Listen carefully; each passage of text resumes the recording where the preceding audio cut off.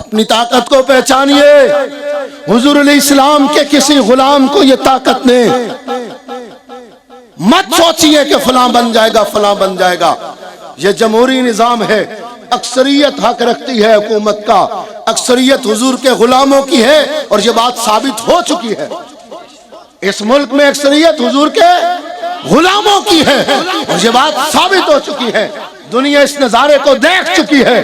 لہٰذا اب کوئی حیل و حجت رکھنے کی ضرورت نہیں ہے، بلکہ اپنے ووٹ کو حضور کے غلاموں کے لیے استعمال کرے، دین کے لیے استعمال کرے.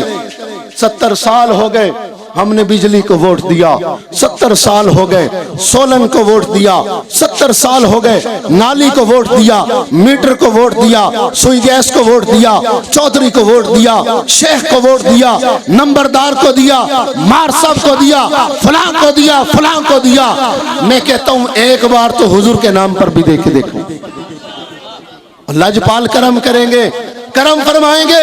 ایک بندے کو تم نے ووٹ دیے، اس کا نام مفتی قاسم فخری ہے، صرف ایک بندے کو دیے نا. وہ ایک مرد جب سندھ اسمبلی میں گیا اور اس نے وہاں پہ جا کے قانون پاس نہیں کروایا. تھانہ سیٹلائٹ ٹاؤن میں بیٹھا ہوں، وہاں پر ایک کانسٹیبل کچھ لکھنے لگا. لکھتے لکھتے جب حضور علیہ السلام کا اسم گرامی آیا، حضور علیہ السلام کے اسم گرامی کے ساتھ اس نے خاتم النبیین لکھا. اب میں کہوں سلام ہے تجھے مفتی قاسم فخری اور تیری محنت کو، اور پھر کروڑوں سلام اس قبلہ المجاہدین کو جس نے یہ فکر دی. ایک مفتی قاسم فخری، ایک بندہ اہل سنت کے ووٹوں سے سندھ اسمبلی میں گیا. اسمبلی میں جا کے اس نے یہی کہا، اس نے کہا حضور علیہ السلام کے بارے میں اگر کوئی نازیبہ کلمہ کہے میں اس کو ذلیل اعظم کہوں گا، میں وزیر اعظم نہیں کہوں گا. اور وہاں پر اس نے جا کے لوگوں کو کہا اگر اس کو ذلیل اعظم کہا تم تڑپ رہے ہو، بتلاؤ ہم کتنا تڑپتے ہیں جب حضور کی شان میں گستاخی ہوتی ہے، تم سمجھ ہی نہیں سکتے.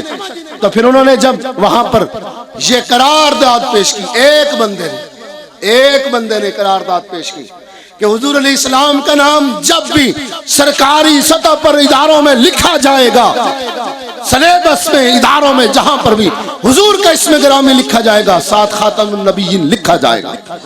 سندھ اسمبلی نے پاس کی، وہاں سے KPK میں انہوں نے پاس کی، پنجاب اسمبلی میں پاس ہوئی، بلوچستان اسمبلی میں قرارداد پاس ہوئی، پھر وفاق میں پاس ہوئی. آج پورے ملک میں کراچی سے خیبر تک کہیں پر بھی سرکاری ادارے میں آقا کا اسم گرامی لکھا جاتا ہے تو ساتھ خاتم النبیین ضرور لکھا جاتا ہے. اور تم نے ایک بندے کو کامیاب کروایا، اس کے ثمرات پورے ملک میں ہیں. اگر ہر جگہ پر حضور کے غلام کامیاب ہو کر جائیں گے، بتاؤ اس ملک کا نقشہ کیسا ہوگا.